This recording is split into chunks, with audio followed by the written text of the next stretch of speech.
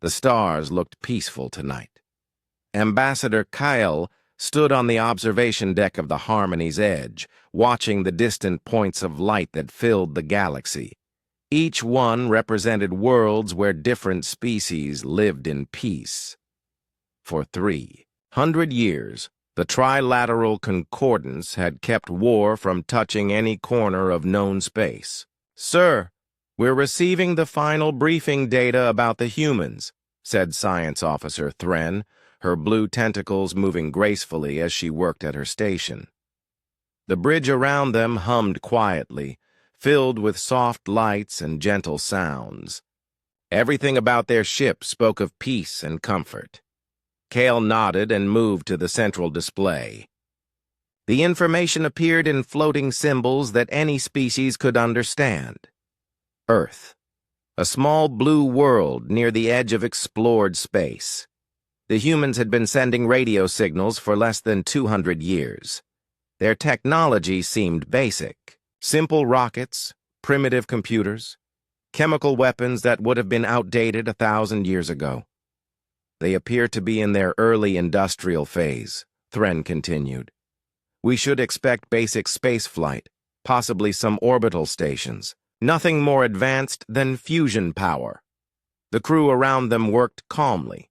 There was Yeren, the cultural specialist, preparing welcome gifts. Navigator Pesh charted the smoothest course to Earth.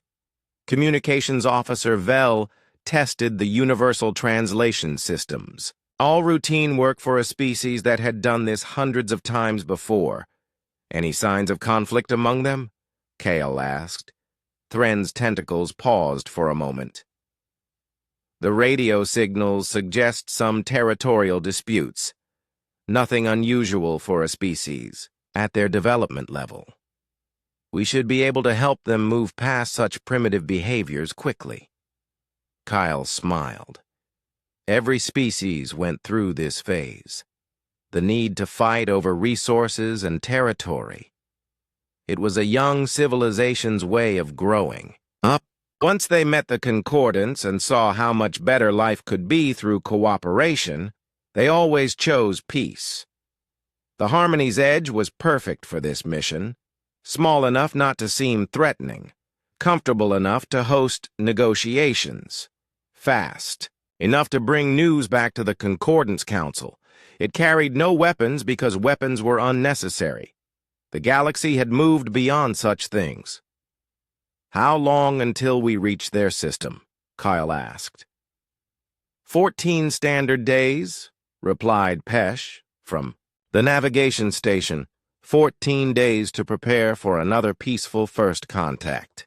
Kyle felt the familiar excitement of meeting a new species. What would humans look like? What art would they create? What stories would they tell? What wisdom would they bring to the galaxy? Meanwhile, on the edge of Earth's solar system, warning. Signals flashed red across 100 screens. Captain Hyunwoo stood in the command center of the UES Defiance, watching his crew work with deadly efficiency. The ship around him stretched for 15 kilometers, every meter packed with the most advanced technology humanity had ever created. It had taken 200 years to build this monster. Every nation on Earth had contributed resources, knowledge, and their best people. Contact bearing 27 Mark 8 is maintaining course toward the inner system, reported Ensign Nari from the sensor station.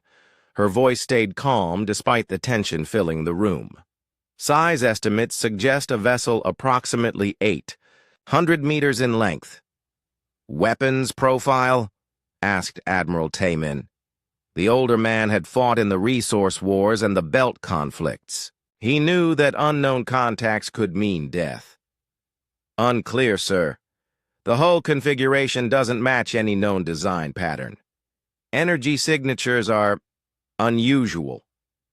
Dr. Min Seo looked up from her workstation where alien mathematics filled multiple screens. The signal patterns suggest attempts at communication. Mathematical sequences, prime numbers, basic geometric relationships, or targeting data muttered Commander Do-hyun from the weapons station. Could be ranging calculations. Hyun-woo studied the main display, a single contact moving toward Earth at steady velocity. No escort ships visible, no obvious weapons.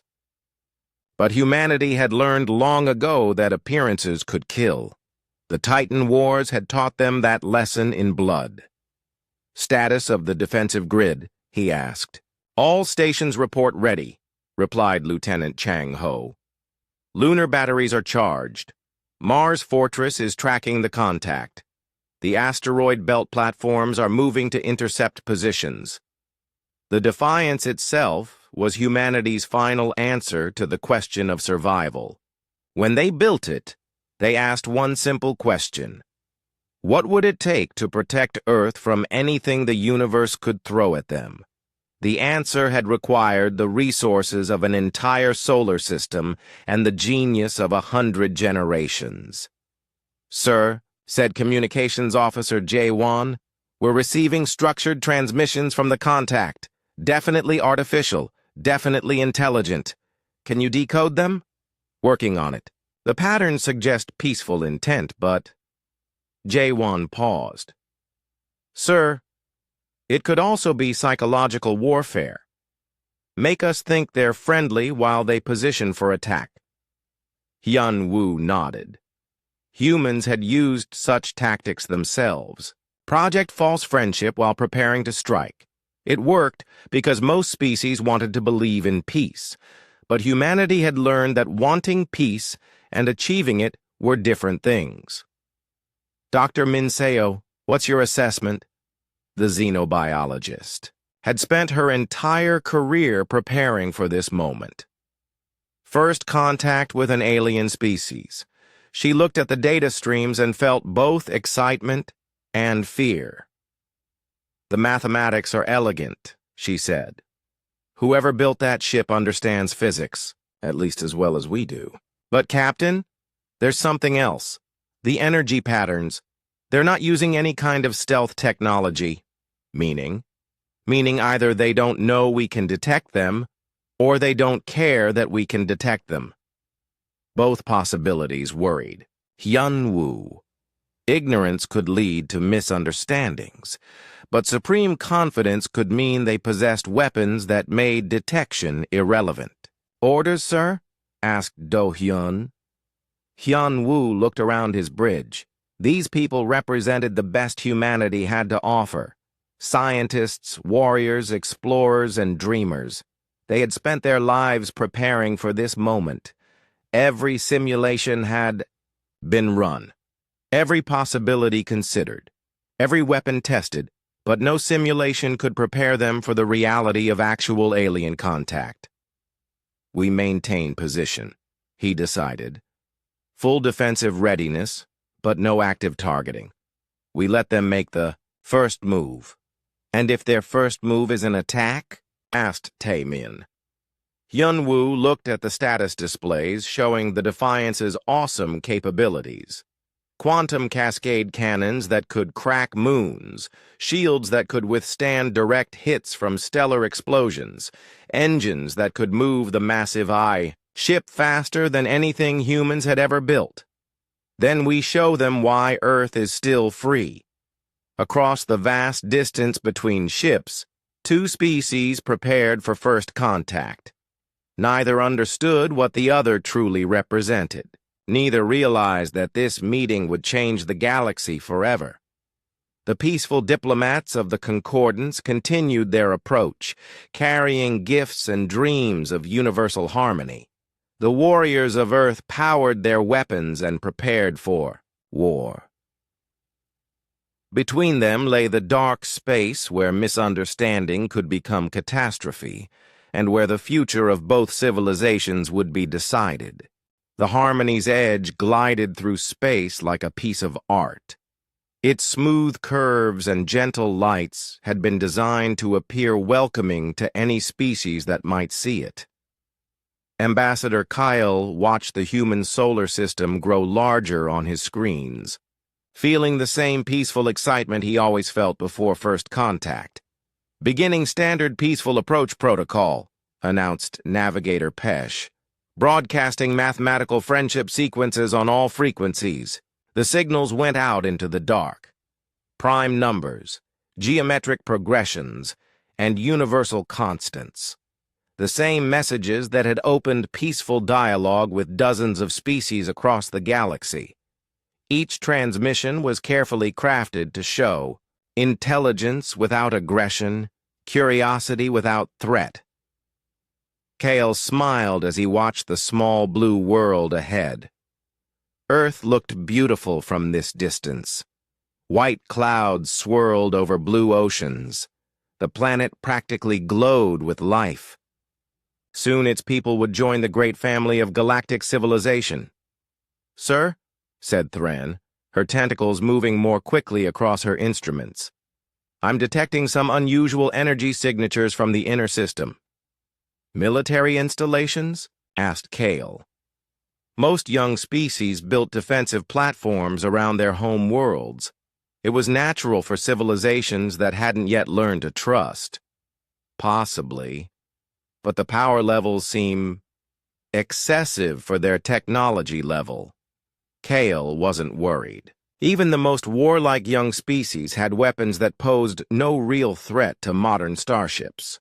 The worst they might face would be primitive nuclear missiles or chemical explosives. The Harmony's Edge could survive such attacks easily. "Continue the approach," he ordered. "Begin preparing the cultural exchange packages." Meanwhile, aboard, the Defiance, alarms screamed through every corridor. "Contact is accelerating," reported Nari, her voice tight with stress.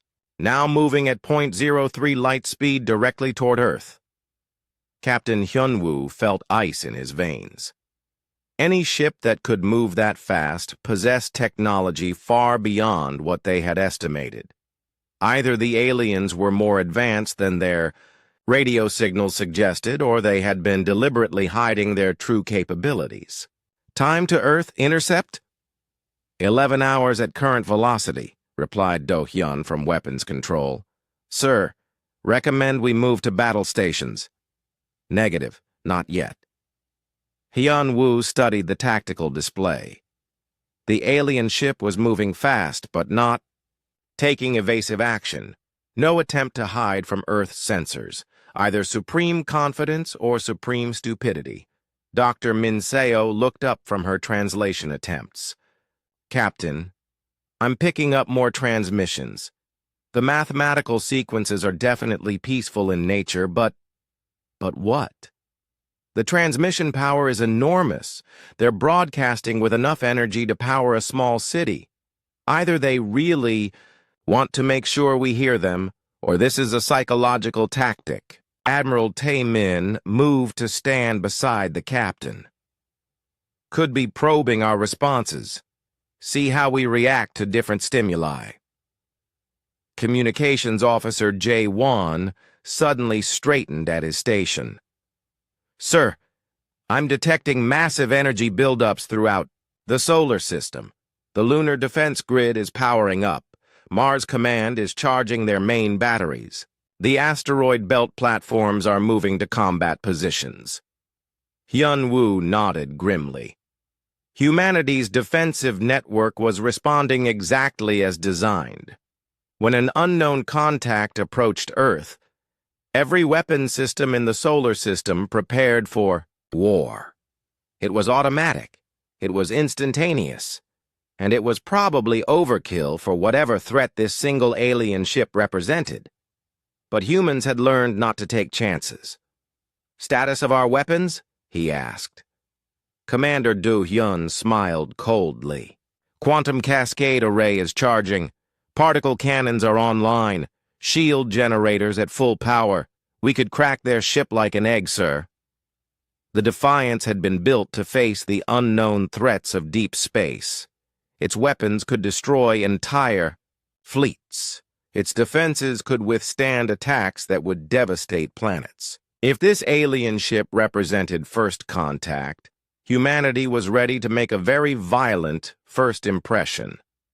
Aboard the Harmony's Edge, Science Officer Thren stared at her instruments in growing confusion.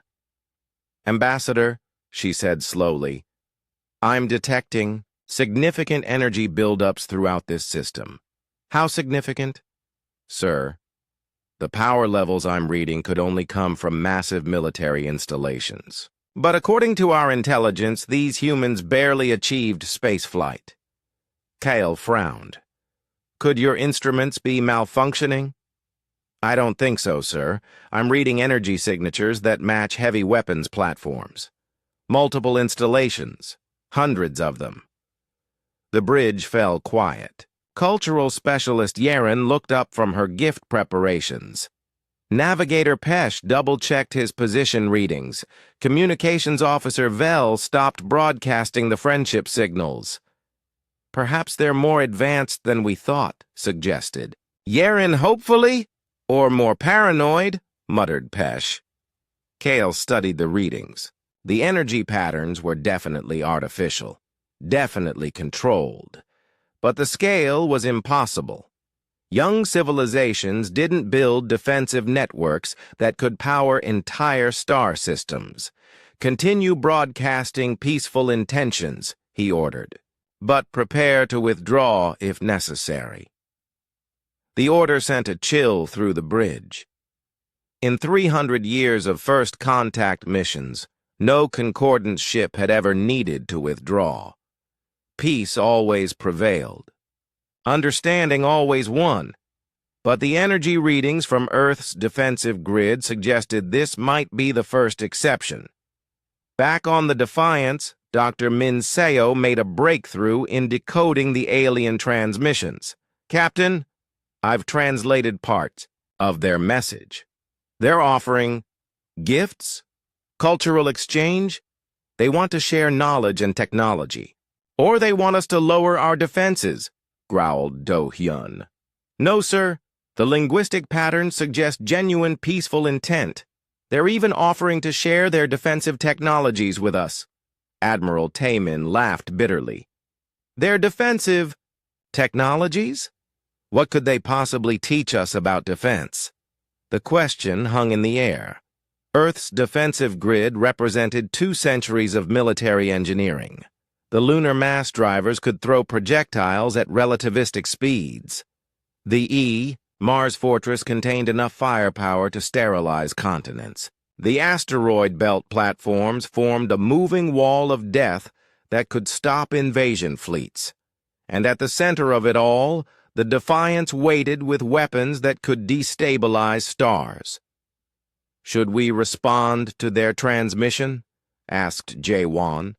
Hyun-woo considered carefully. First contact protocols demanded peaceful response, but survival protocols demanded caution. The alien ship was still approaching at dangerous speed, still broadcasting with suspicious power levels, still showing no fear of Earth's obvious defensive preparations. "Prepare a response," he decided. "Basic mathematical acknowledgement. Don't reveal our capabilities, but show we're intelligent. What about our defensive posture? We maintain it. If they're peaceful, they'll understand our caution. If they're not..." Hyun-woo looked around his bridge at the most advanced military technology in human history. If they're not, they'll learn why Earth has never been conquered. The 2 ships continued their approach through space. Between them, invisible signals carried messages of peace and friendship. But around them, the greatest concentration of military power the galaxy had ever seen prepared for the possibility of war. Neither side understood what the other truly represented. The peaceful aliens saw only paranoid primitives with inexplicably powerful weapons. The humans saw only potential invaders with suspiciously advanced technology. And in the dark between them, first contact balanced on the edge of becoming first conflict. Science Officer Thren felt her tentacles trembling as she stared at the sensor readings. They couldn't be right. The numbers made no sense. She ran the scans again, checked the instruments twice, and called for backup readings from the secondary sensors. The results came back the same. "Ambassador," she said, her voice barely steady, "I need you to see this." Kyle moved to her station, noting the fear in her posture. Thren had served on first contact missions for 50 years. She had seen gas giants turned into art installations, and met species that lived in the hearts of stars. Nothing should frighten her. "What is it?" "Sir, I've finally gotten clear readings of that energy signature from the inner system, the one we detected earlier." Thren's tentacles moved across her controls, bringing up a detailed display. "It's not a defensive platform." "Then what is it?" "It's a ship, sir. A single ship." She paused, her voice dropping to a whisper. "It's 15 kilometers long." The bridge fell silent. Every species in the concordance knew the mathematics of starship construction. There were practical limits to how large a vessel could be built and still function. The biggest ships in the way galaxy were the ancient Concordance Council vessels, and they stretched barely 3 kilometers. "That's impossible," said Navigator Pesh. "No ship can be that large and still maintain structural integrity." "Unless," said cultural specialist Yaren, slowly, "they've solved problems we never thought to solve." Kale felt cold understanding creeping through his mind. A 15-kilometer warship suggested military technology beyond anything the galaxy had seen. But why would a species need such a massive vessel? What threats had they faced that required such overwhelming force? "Show me the energy readings," he ordered. Thren's display filled with data that made no sense. The power output from the human ship matched their entire star system's energy production. Its weapons signatures suggested devices that could crack planets. Its defensive screens showed energy levels that could withstand direct stellar bombardment. "Sir," whispered Communications Officer Vel, "if these readings are accurate, that single ship could destroy our entire fleet. Could destroy our entire civilization," corrected Thren quietly. Kyle stared at the data, trying to understand what he was seeing. The humans had built a weapon that could end worlds. They had taken the resources of an entire star system and forged them into an instrument of destruction so powerful that it defied belief. But why? Meanwhile, on Earth, strategic analyst Boram was asking herself the same question about the aliens. She sat in the deep analysis center of the Defiance, surrounded by screens showing every detail of the approaching alien vessel. Where others saw threat, she saw puzzle pieces that didn't fit together properly. "Captain," she said over the communications system, "I need to speak with you urgently." Hyunwoo's voice came back immediately. "Go ahead, Boram." "Sir, I've been analyzing the alien ship's approach pattern and energy signatures. Something doesn't add up." "Explain." Boram pulled up her analysis on the main screen. "Look at their hull configuration. Those aren't weapon mounts. They're sensor arrays and communication equipment. Look at their energy distribution. It's all going to life support and propulsion. No charging patterns that would suggest weapons preparation." "Could be stealth technology," suggested Do Hyun from Weapons Control. "No, sir. I've checked for stealth signatures. They're not using any. In fact, they're broadcasting their position constantly. They want us to see them." Captain Hyunwoo studied the data carefully. "What are you saying, Boram?" "I'm saying this isn't a warship, sir. It's not even a military vessel. The power systems, the hull design, the approach pattern, everything suggests this is a civilian craft, probably diplomatic." The command center fell quiet. A diplomatic vessel. The first alien contact in human history, and they had brought a battleship to meet what amounted to space diplomats. "Are you certain?" asked Admiral Taemin. "As certain as I can be without boarding their ship, sir. They've approached in a straight line with no evasive maneuvers. They've broadcast peaceful intentions on multiple frequencies. They've shown no attempt to scan our defenses or analyze our weapons. Everything about their behavior suggests they expected to meet a peaceful civilization." Dr. Min Seo looked up from her translation work. "That matches the linguistic patterns I'm seeing. Their messages are genuinely friendly. They're offering cultural exchange, technology sharing, even artistic collaboration." "Technology sharing?" Du Hyun laughed harshly. "What could they possibly teach us?" "Actually," said Min Seo quietly, "quite a lot. Their mathematics are elegant. Their physics models are sophisticated. Their communication systems are incredibly efficient. They're not primitive, Commander. They're just different." Hyunwoo felt the weight of command pressing down on him. If Bo-Ram was right, then humanity had made a terrible mistake. They had activated every weapon system in the solar system to greet peaceful visitors. They had powered up enough firepower to sterilize continents in response to what amounted to a friendly hello. "What's our current defensive posture?" he asked. "Full combat readiness," replied Chang Ho from Defensive Systems. "Every platform in the system is tracking the alien vessel. The lunar mass drivers are locked on target. Mars Command has weapons. Charged and ready. And the asteroid belt platforms? Moving to intercept positions. If that alien ship makes any aggressive move, we can destroy it within seconds." Hyunwoo closed his eyes. From the aliens' perspective, they had come in peace and found themselves surrounded by the most massive concentration of military power the galaxy had ever seen. Every move they made was being tracked by weapons that could end their existence instantly. How would humanity react if the situation were reversed? If they sent a peaceful diplomatic mission and found themselves facing overwhelming hostile force, they would probably run for their lives. "Orders, sir?"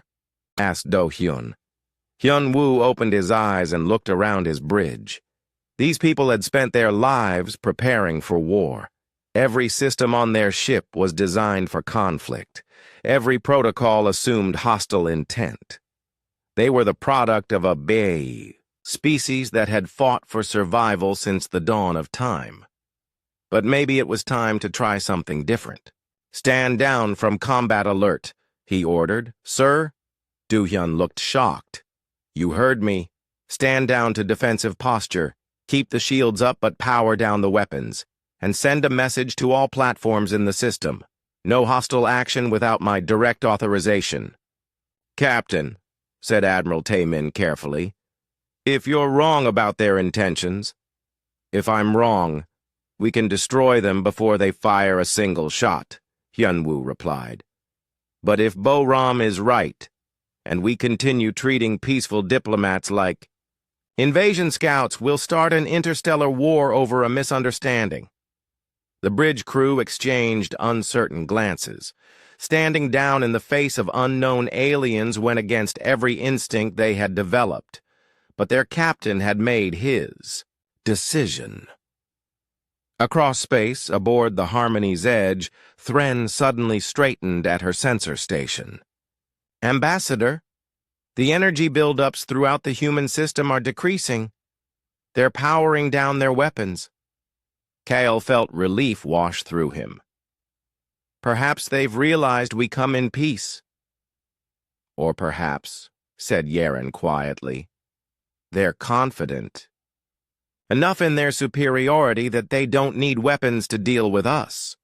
The sobering thought hung in the air. Either the humans had chosen peace, or they had decided that their single massive warship was sufficient to handle any threat the small alien vessel might represent. Given the energy readings they had seen from that 15-kilometer monster, The second possibility seemed more likely, but for the first time since entering the human system, Ambassador Kyle allowed himself to hope that this first contact might end in friendship rather than catastrophe. Ambassador Kale stood in his private quarters, staring out at the distant stars while trying to process what his sensors had revealed about humanity. The data made no sense within the framework of galactic civilization. No species had built weapons, like the ones surrounding Earth. No one had needed to. He activated his personal communicator and connected to the Concordance Historical Archive. If he was going to understand these humans, he needed to remember how the galaxy had achieved peace.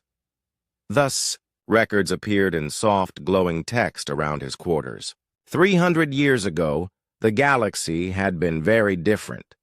The Zalani Empire had controlled a third of known space through military might. The Corvani Republic had matched them with their own fleets. The Thracian Collective had built fortress, worlds, and prepared for eternal war. And then the great realization had come.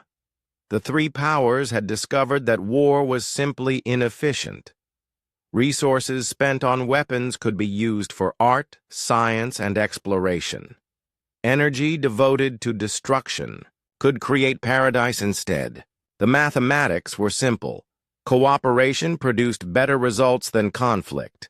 The transition had taken only 50 years. Weapons were dismantled. Armies became artists. Warriors became philosophers. The galaxy entered an age of peace that had lasted 3 centuries. Kyle remembered studying these events as a young diplomat. The transformation had seemed natural, inevitable. All intelligent species eventually realized that peace was more logical than war. It was simply a matter of reaching sufficient technological and social development. But the humans had reached advanced technology and kept their weapons. Kyle called up the current military assessment of concordant space. The total combined firepower of all 3 member civilizations could destroy perhaps a dozen planets if concentrated perfectly. It was a theoretical exercise only, since no one had built planet-destroying weapons for centuries. The single human ship approaching Earth could destroy hundreds of worlds. "Sir?" came a voice from his doorway. Cultural specialist Yaren stood there with a concerned expression. "I've been analyzing the human radio transmissions. I think you need to see this."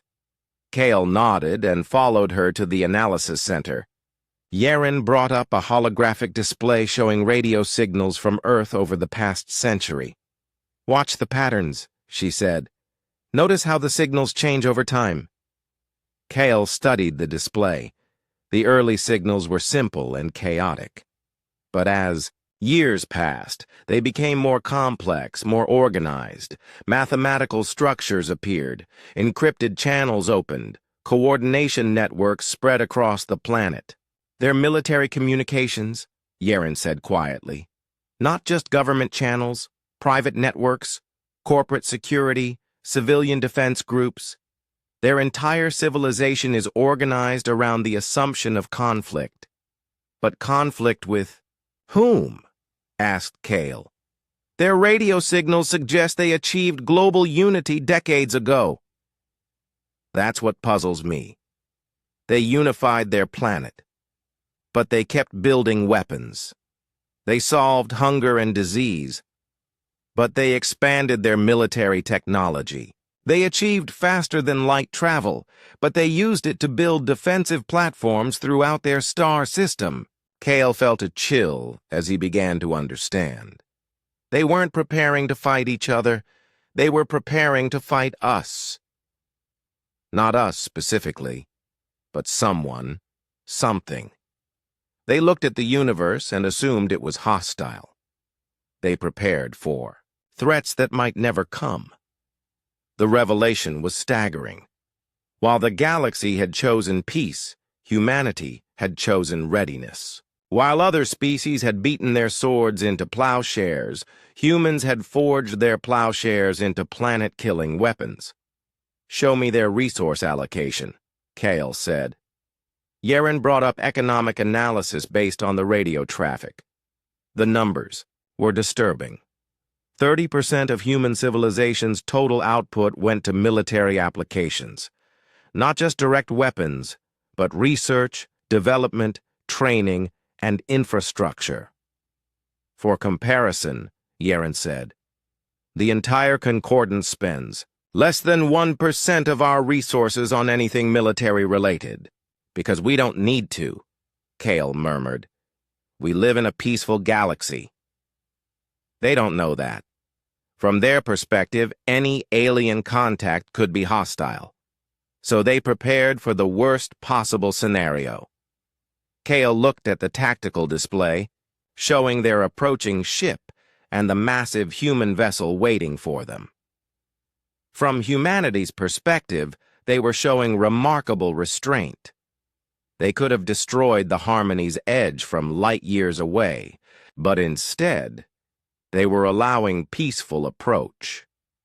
From the Concordance perspective, humanity had brought overwhelming force to what should have been a friendly meeting. There's something else, Yeren said hesitantly. I've been analyzing their cultural transmissions, entertainment media, educational broadcasts, historical records. What did you find? They celebrate warriors, sir. Their heroes are soldiers and generals. Their greatest stories are about conflict and victory. Their children play games that simulate battle. Kale tried to imagine such a culture. In Concordance space, warriors were historical figures, studied as examples of how not to solve problems. The greatest heroes were artists and philosophers who had brought beauty and wisdom to the galaxy. But they're not savages, Yeren continued. Their art is sophisticated. Their science is advanced. Their philosophy is complex. They've simply never abandoned the idea that survival requires strength. Because for them, it probably does. Kale realized. The thought was sobering. Humanity lived on the edge of known space, far from the peaceful heart of galactic civilization. They had developed in isolation, never knowing that the galaxy was safe. They had prepared for threats that the Concordance had forgotten could exist. Meanwhile, aboard the Defiance, Navigator Seok Jin was reaching his own disturbing conclusions about their visitors.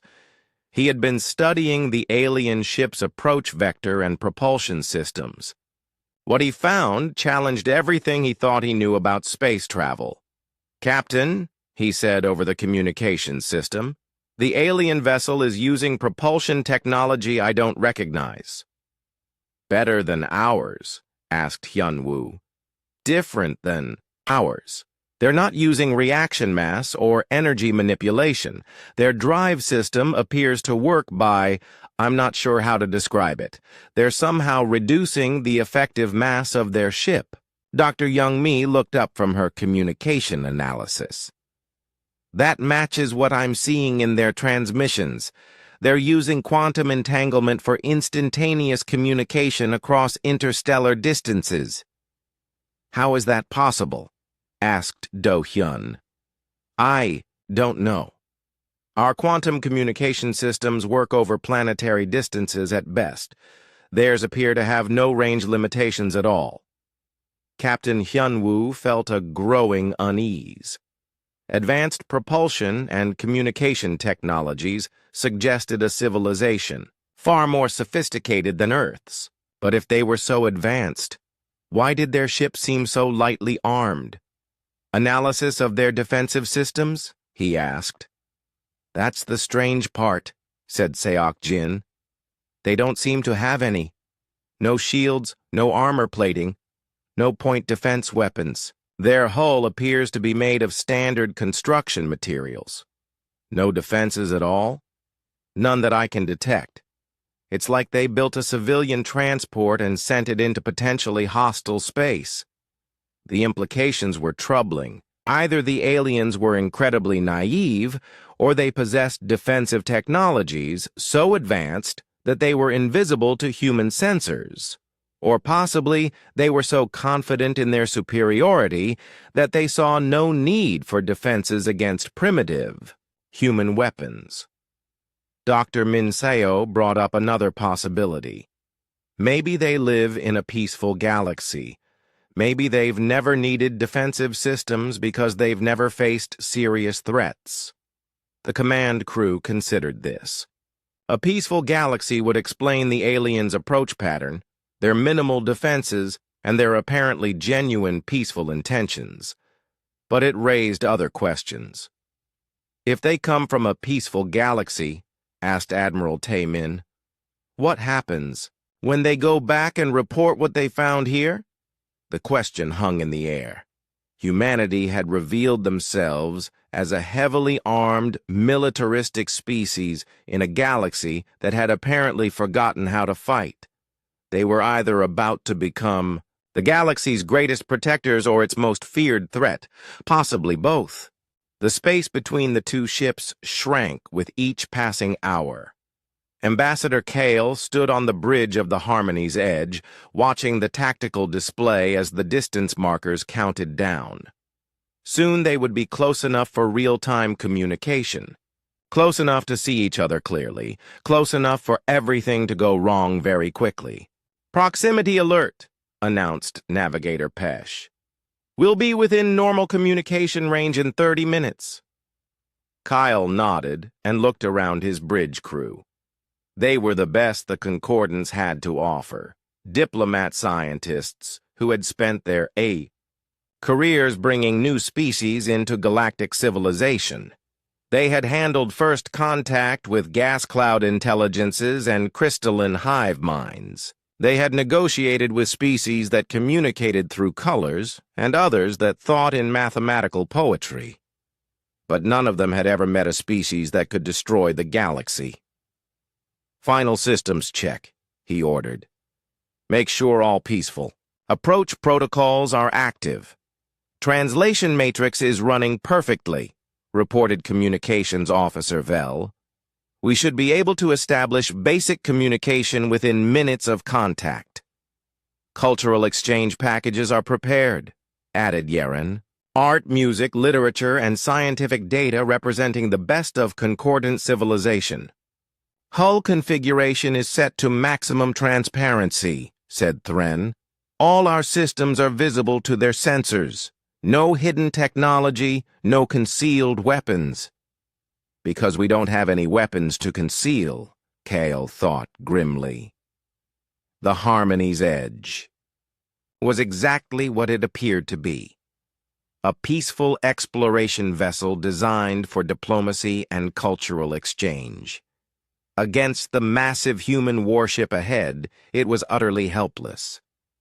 "Sir," said Pesh quietly, "should we prepare emergency evacuation procedures?" The question that no one wanted to ask.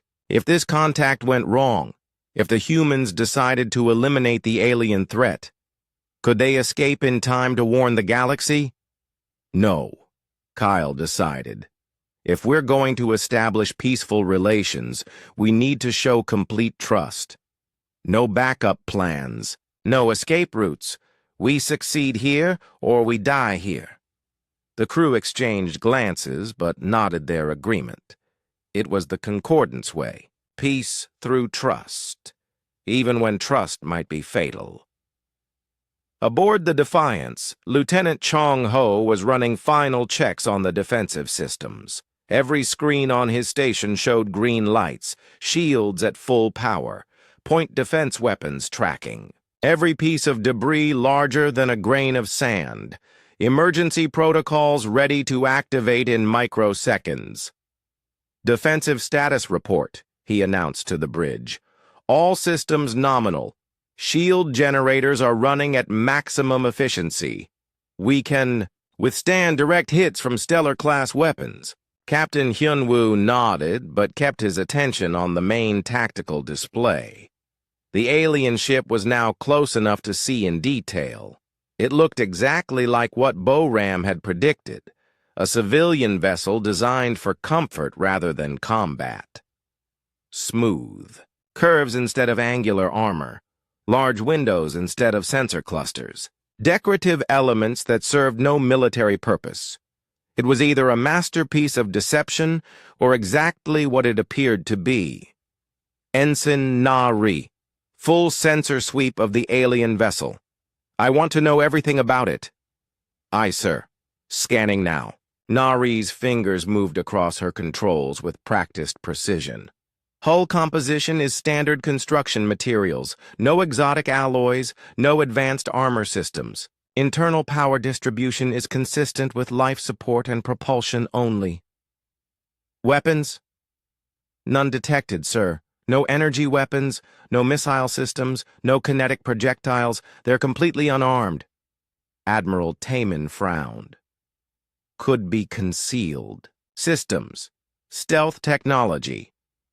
Negative, sir. I'm using full spectrum analysis. If they had weapons, I would detect them. This ship is genuinely peaceful, or genuinely insane, thought Hyun-woo. Who sent an unarmed ship to make contact with an unknown alien species? Either these beings had never encountered hostility in their lives, or they possessed defenses so advanced that conventional weapons were irrelevant. Communication status? He asked. Jae-won looked up from his station.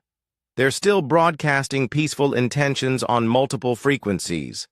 Mathematical sequences, artistic patterns, and what appears to be scientific data.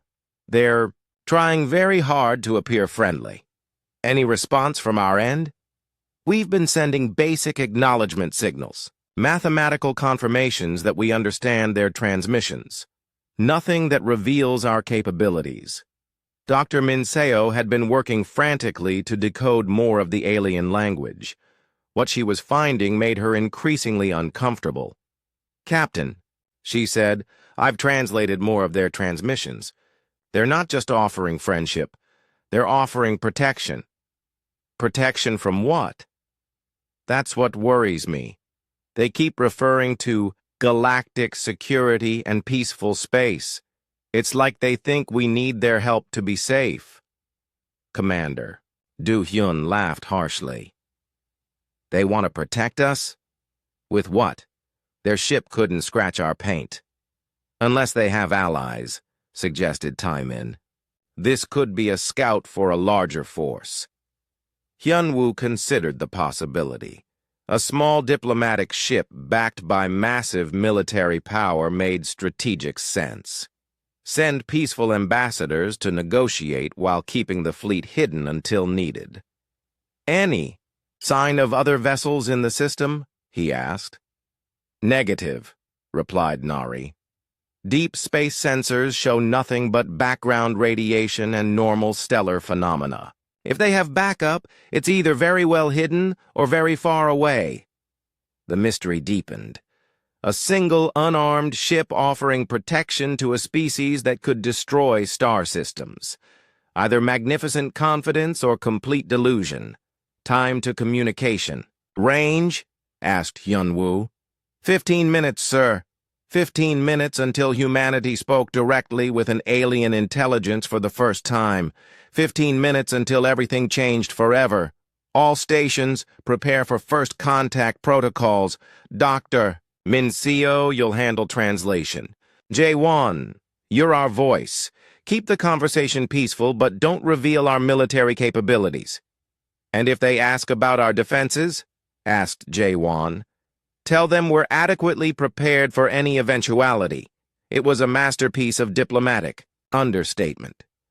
The truth was that humanity was prepared for galactic war against opponents they had never seen. They had built weapons that could sterilize worlds and defenses that could withstand the fury of stars. They were as prepared as any species could be for hostile contact. But they had never prepared for peaceful contact with beings who might judge them for their preparedness. Aboard the Harmony's Edge, Ambassador Kale made his final preparations for the most important conversation in galactic history. He reviewed the standard first contact protocols, adapted them for a potentially hostile species, and tried to find words that would prevent a war. "Ambassador," said Vel from communications, "we're receiving a transmission from the human vessel." Kyle felt his heart skip a beat. "Put it through." The main screen filled with symbols and mathematical relationships. Simple geometric patterns followed by prime number sequences. Basic acknowledgement that communication was possible. But underneath the peaceful mathematics, Kale could sense something else. Careful control, measured responses.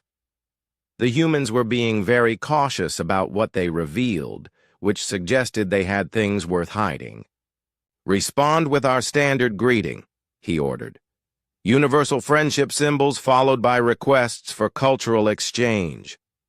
The message went out across the dark space between them. A peaceful offering from one intelligence to another.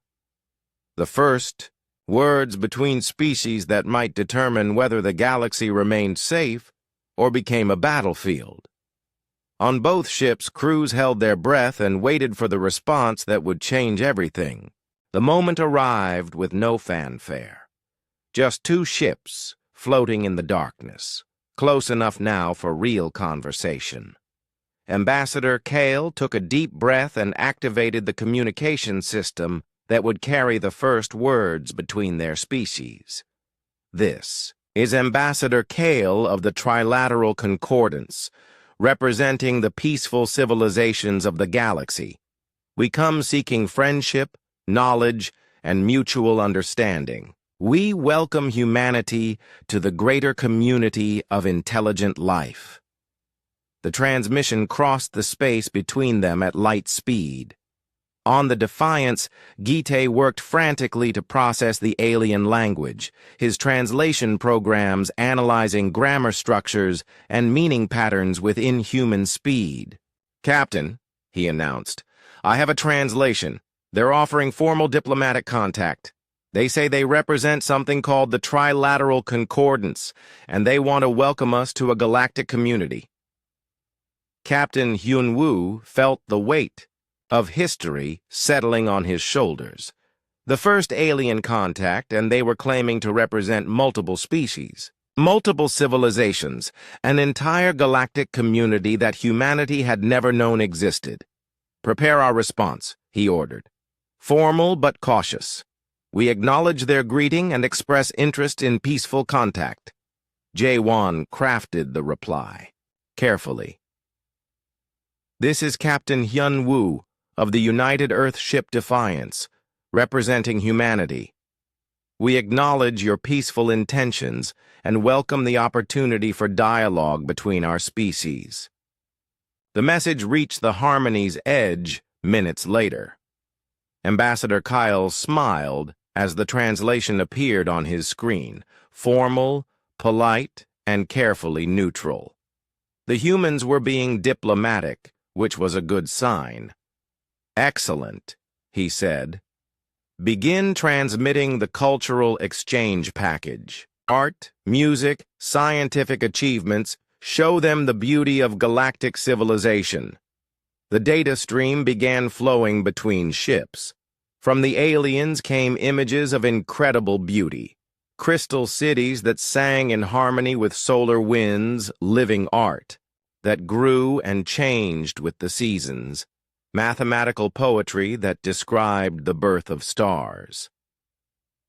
Aboard the Defiance, Dr. Minseo watched the alien culture unfold on her screens with growing wonder. These beings had created beauty beyond human imagination. Their science was elegant, their art was sublime, their philosophy spoke of peace and understanding. But their technology was what worried her most. "Captain," she said quietly, "you need to see this. They're sharing their defensive technologies, as promised." The technical specifications appeared on the main screen. Hyun-woo studied them with growing unease. The alien defense systems were incredibly sophisticated, but they were designed to protect against natural disasters, not military attacks. Solar radiation shields, asteroid deflection systems, magnetic field generators to prevent cosmic ray damage. "Where are their weapons?" asked Do-hyun. "They don't have any," replied Min Seo. "These are purely defensive technologies, protection against environmental hazards, not hostile forces." Admiral Tae-min leaned forward. "Are you saying they can't defend themselves against military attack?" "I'm saying they've never needed to. Look at their engineering philosophy. Everything is optimized for efficiency and beauty. Nothing is hardened against combat damage. They've built a civilization that assumes peace."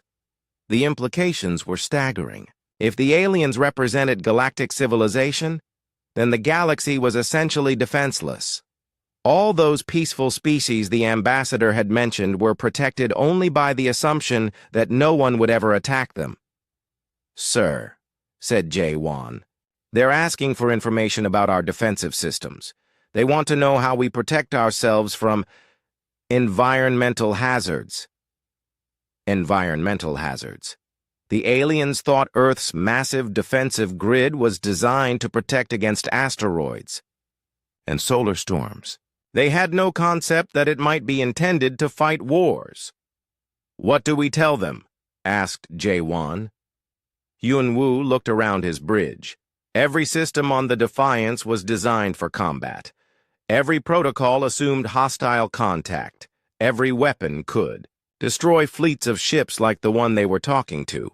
How could he explain that humanity had spent centuries preparing for threats that apparently didn't exist?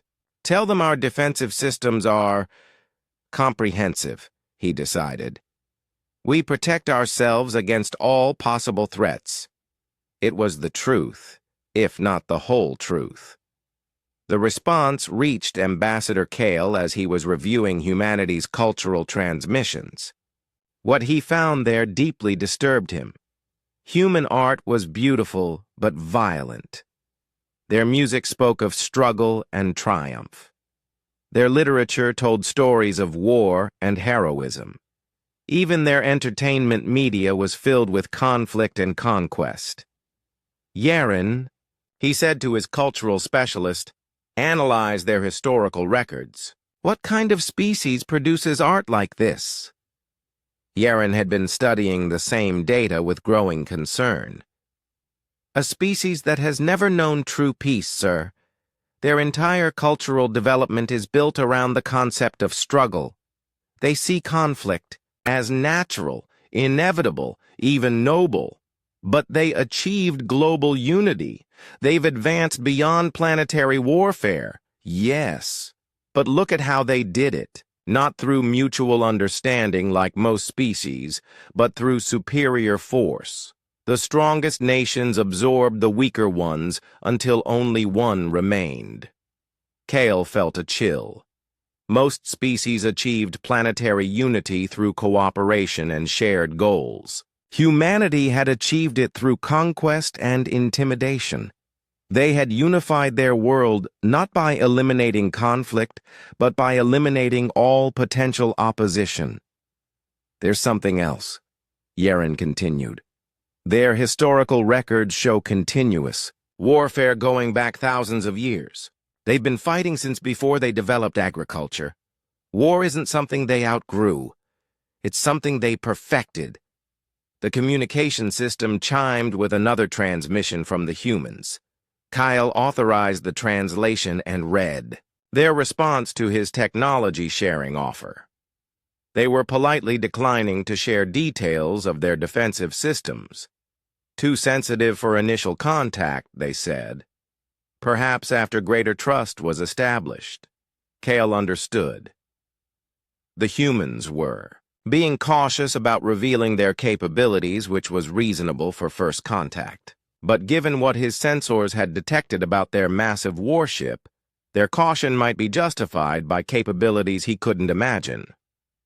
"Ambassador," said Thren from her science station, I'm detecting unusual patterns in their power grid. The energy distribution suggests weapon systems far beyond anything in our databases. How far beyond? Sir, if my readings are correct, their main weapons could destabilize stellar masses.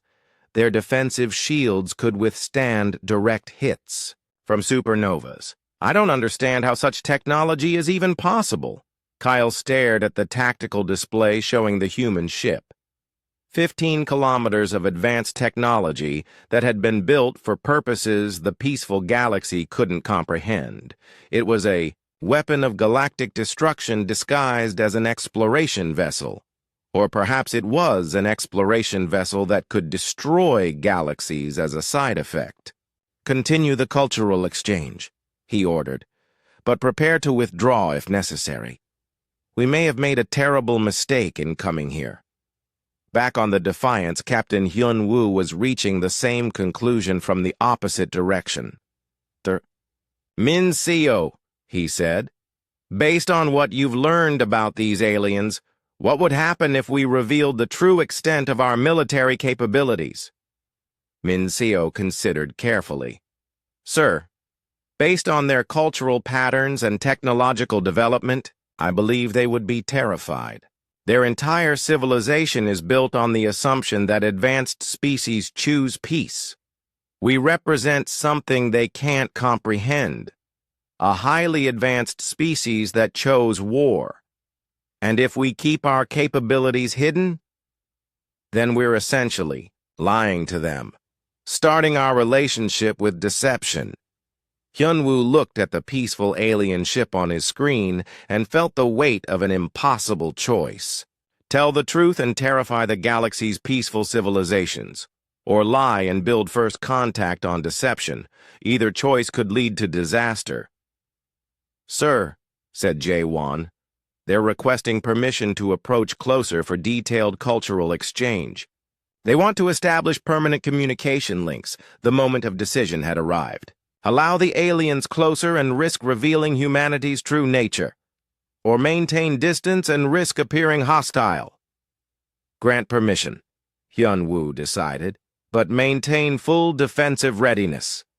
As the alien ship moved closer, both crews prepared for the next phase of contact. Neither understood what they were truly risking. The peaceful diplomats thought they were meeting primitive warriors. The prepared warriors thought they were meeting advanced pacifists. Both were right. Both were wrong. And the galaxy would never be the same. The cultural exchange had been proceeding for hours, and both sides were learning far more than they had bargained for. Ambassador Kale sat in his private quarters aboard the Harmony's Edge, surrounded by holographic displays showing human achievements. What he saw there made his blood run cold. The humans called it their exploration vessel. They described it as a peaceful ship designed for deep space travel and first contact missions. But the technical specifications they had reluctantly shared told a different story. Computer, he said quietly, analyze the energy output of the human vessel's main engines. The response appeared in glowing text. Energy output equivalent to a Class 7 stellar phenomenon, comparable to a medium-sized star's total energy production. Kale closed his eyes. A single human ship produced as much energy as a star. The peaceful galaxy had nothing even remotely comparable. The largest concordance vessels could power small planets. This human ship could power entire solar systems. Computer, analyze the structural specifications they've provided for their defensive systems. Structural integrity sufficient to withstand impact from planetary mass objects at relativistic velocities. Shield technology capable of dispersing energy equivalent to stellar explosions. The aliens weren't just militarily advanced. They had built technology that treated supernovas as minor inconveniences. They had prepared for threats so enormous that the peaceful galaxy couldn't even imagine them. But the worst part was what they called these systems. Exploration equipment, scientific instruments, peaceful technology. A soft chime indicated an incoming message from the bridge. "Ambassador," came Thren's voice, "you need to see the latest data exchange. The humans have shared information about their standard planetary defenses." Kale made his way to the bridge, dreading what he would find. The main display showed a tactical map of Earth's solar system, marked with symbols representing defensive installations. "Explain these symbols," he said. Thren's tentacles moved nervously as she highlighted different areas. Each symbol represents what they call a defense platform. Based on the energy signatures, each platform produces more firepower than our entire fleet. "How many platforms?" "Hundreds, sir. They've turned their entire solar system into a fortress. Every moon, every asteroid, every orbital station is armed with weapons that could destroy capital ships." Kale stared at the display. The humans had weaponized their entire home system, not just their planet, but every piece of matter in their star system that could hold equipment. They had created a defensive network so powerful it could probably destroy the entire Concordance fleet without working hard. "And they call this standard planetary defense?" he asked. "Yes, sir. They describe it as normal safety precautions for any inhabited system."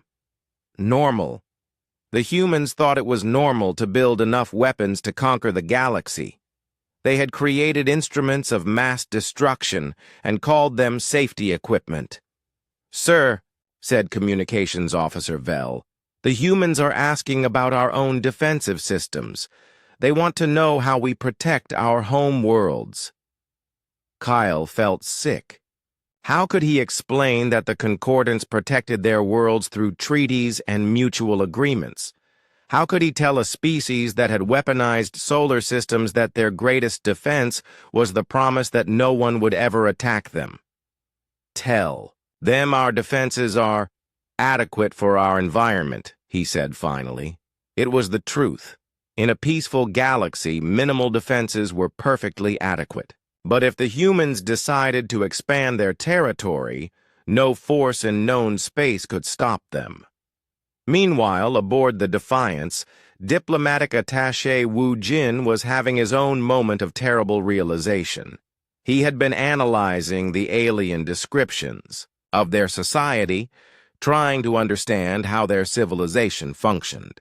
What he discovered challenged everything he thought he knew about intelligent life. "Captain," he said over the communication system, "I need to speak with you immediately." Minutes later, he stood in Captain Han Wu's ready room, holding a data pad filled with cultural analysis. "Sir, I've been studying their social structures. The aliens don't have military forces. We know that. They're peaceful." "No, sir, you don't understand.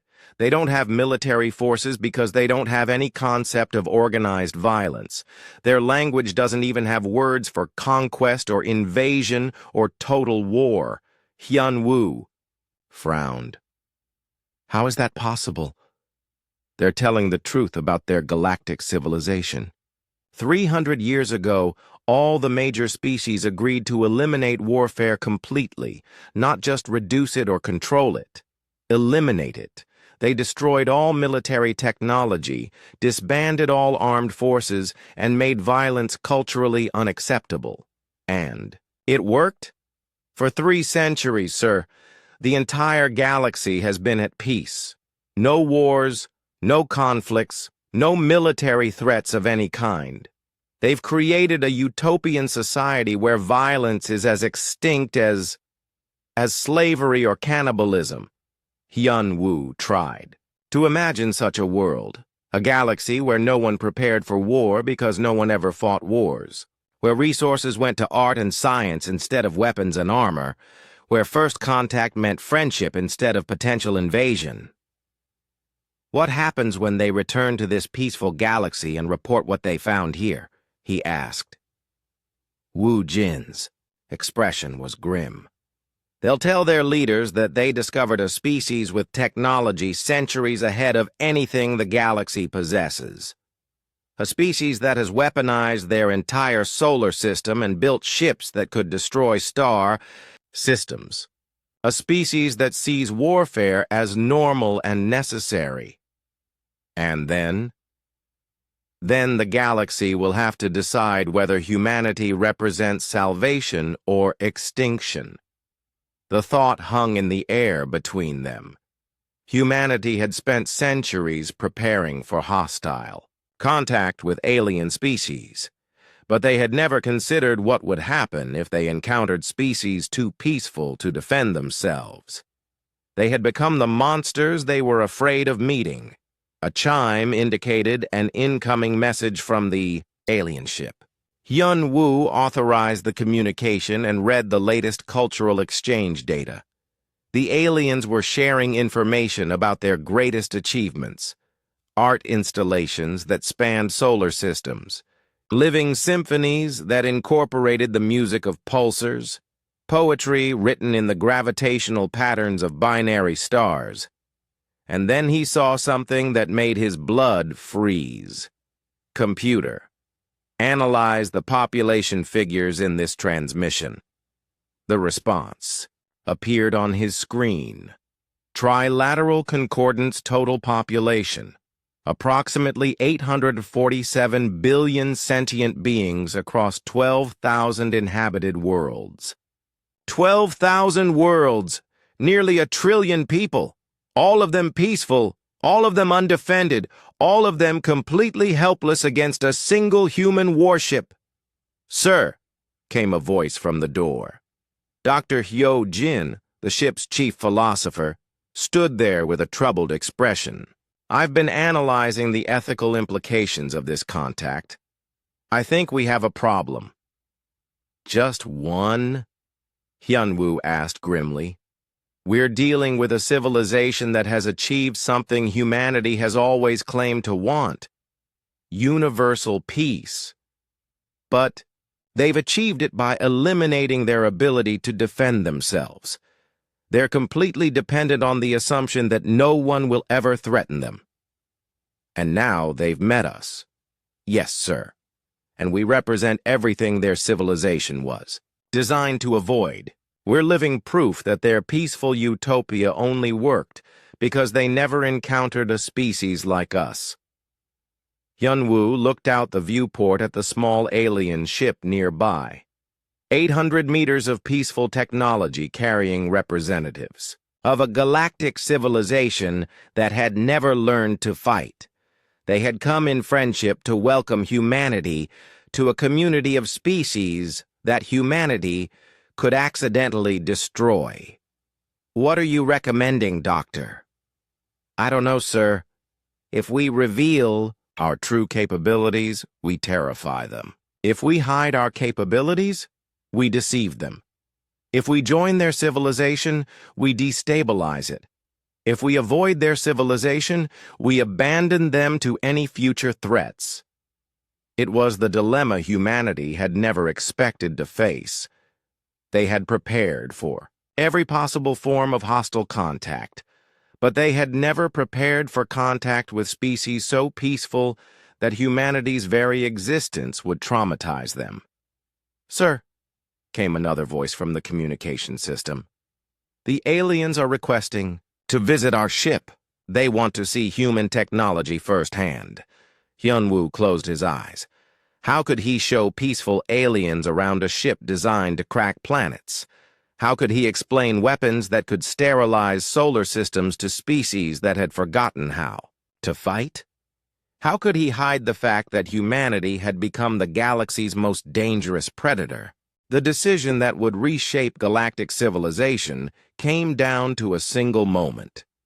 Captain Hyunwoo stood on the bridge of the Defiance, looking at the peaceful alien ship that had come to welcome humanity to a galaxy that couldn't defend itself. Every instinct screamed at him to maintain security, protect human advantages, keep their capabilities hidden until they understood the full situation.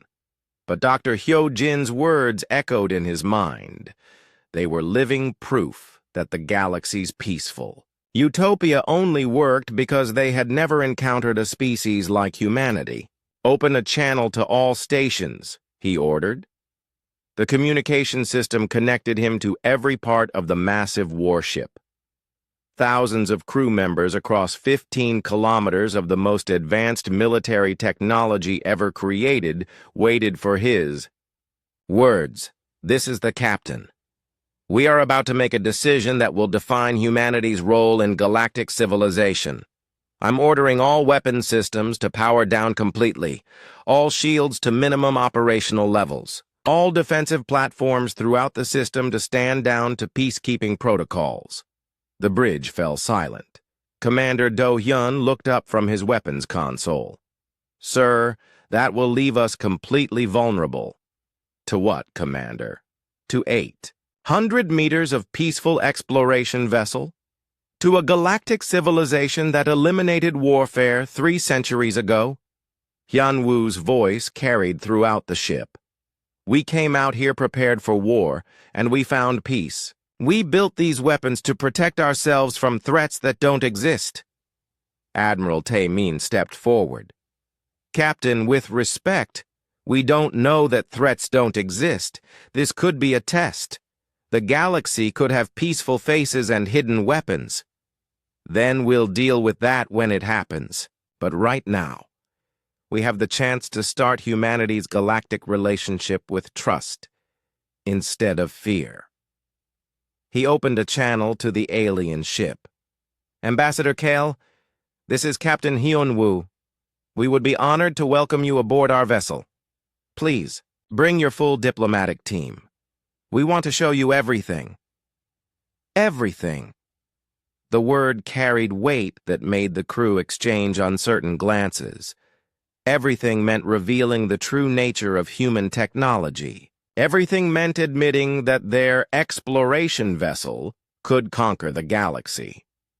Aboard the Harmony's edge, Ambassador Kale felt his own moment of decision arriving. His crew had detected the massive power down occurring throughout the human system. Weapons that could destroy worlds were going offline. Defensive systems that could withstand stellar bombardment were reducing to minimal power. "Sir," said Thren nervously, "they're making themselves completely defenseless. Either this is the ultimate gesture of trust, or it's supreme confidence. That they don't need defenses against us? Or both," said Kyle quietly. He had spent his career reading the intentions of alien species. The humans were genuinely attempting to show peaceful intent. But they were doing it from a position of such overwhelming strength that the gesture itself demonstrated their power. "Prepare the diplomatic shuttle," he ordered. "Full honors protocol. We're about to see what humanity really is." The shuttle, Bay of the Defiance, had been hastily converted for diplomatic reception. Cadet Subin stood with the honor guard, watching as the alien shuttle approached. She had trained her entire life for military service, but now she was part of humanity's first peaceful contact with galactic civilization. The shuttle landed with barely a whisper. When the airlock opened, the first aliens humans had ever met stepped into their ship. Ambassador Kale was tall and graceful, with features that spoke of intelligence and wisdom. His crew followed: the tentacled scientist, the artistic cultural specialist, the precise navigator. They looked around the shuttle bay with expressions of wonder and growing concern. The bay itself told a story. The walls were armored against explosive decompression. The ceiling contained hidden weapon mounts for repelling boarders. The floor had emergency blast shields that could seal instantly. Even the diplomatic reception area was designed for combat. Captain Hyun-woo greeted them personally. "Ambassador Kyle, welcome to the UES Defiance. I'm Captain Hyun-woo, and this is my senior staff." Kyle inclined his head formally. "Captain, we are honored by your welcome. Your ship is Impressive. The tour began in the diplomatic sections. Human art lined the corridors, paintings of Earth's mountains and oceans, sculptures celebrating human achievement, music that spoke of exploration and discovery. But underneath the beauty, the alien visitors could see the harsh reality of human engineering. Every corridor was designed for rapid troop movement. Every door could seal as an emergency bulkhead. Every section could operate independently if the ship were damaged in combat. This wasn't just a vessel. It was a fortress that could travel between stars. "Your construction methods are fascinating," said Science Officer Thren as they walked. "Such attention to structural integrity." "We've learned that space can be dangerous," replied Chief Engineer So Young. "We build everything to survive the worst possible conditions." But what were those conditions? The aliens were beginning to understand that humans didn't just prepare for asteroid impacts or radiation storms. They prepared for warfare on a scale the peaceful galaxy couldn't imagine. The tour continued to the science sections. Dr. Min Seo showed them laboratories that could analyze alien biology, chemistry, and physics in real time. The equipment was designed for rapid processing of potentially hostile samples. Chemical analysis included weapons detection. Biological studies included disease and toxin identification. "Do you study many hostile life forms?" asked Cultural. "Specialist Yeren, we study everything as if it might be hostile," replied Minseo honestly. "It's better to be prepared and wrong than unprepared and dead." The philosophy shocked the aliens. In their experience, scientific study was about understanding and appreciation. Human science was about survival and defense. Finally, Captain Hyun Woo led them to the heart of the ship, the bridge and tactical centers. When the blast doors opened to reveal the command center, the alien delegation fell silent. The bridge of the Defiance was a temple to controlled violence. Every station monitored weapons that could crack moons. Every screen showed defensive systems that could withstand stellar explosions. The tactical displays revealed the true scope of human preparation. A solar system turned into a fortress, weapons platforms that could destroy fleets, and this single ship that carried enough firepower to conquer entire sectors. "This is our command center," said Hyunwoo simply. "From here, we coordinate our defensive systems and exploration missions." Ambassador Kyle stared at the displays showing weapon configurations. Each system was more powerful than anything in Concordance. Databases. This single ship carried more destructive capability than the combined forces of galactic civilization. "Captain," he said carefully, "may I ask what threats you designed these systems to counter?" Hyunwoo looked around his bridge at the crew, who had spent their lives preparing for unknown dangers. "The unknown, Ambassador. We've been alone in the universe for all of human history. We didn't know if we would meet peaceful explorers or hostile invaders, so we prepared for the worst and hoped for the best. And now that you know the galaxy is peaceful, it was the question that would define everything." Hyunwoo felt the weight of his decision settling on his shoulders. He could lie, maintain the deception, pretend that human weapons were purely defensive, or he could tell the truth and accept the consequences. "Now we know that the galaxy needs guardians," he said quietly. "You've built something beautiful. A civilization based on peace and trust. But peace only works when everyone chooses it. Trust only functions when no one betrays it." He gestured at the tactical displays. "We didn't choose to become humanity's protectors, but we trained for it anyway. We built these weapons hoping we'd never need them. We prepared for war so thoroughly that we might be the only ones who can prevent it." Ambassador Kale understood. The humans hadn't set out to become galactic guardians. They had simply prepared so thoroughly for threats that they had accidentally become the solution to threats that didn't yet exist. "What are you proposing?" he asked. "Partnership," said Hyunwoo. "Your people have achieved something humanity has always dreamed of. Universal peace. Our people have achieved something your civilization abandoned. The ability to protect that peace." He turned to address both his crew and the alien delegation. The galaxy doesn't need to know how powerful human weapons are, but the galaxy needs to know that someone is watching, someone is prepared, someone remembers how to fight so that everyone else can forget.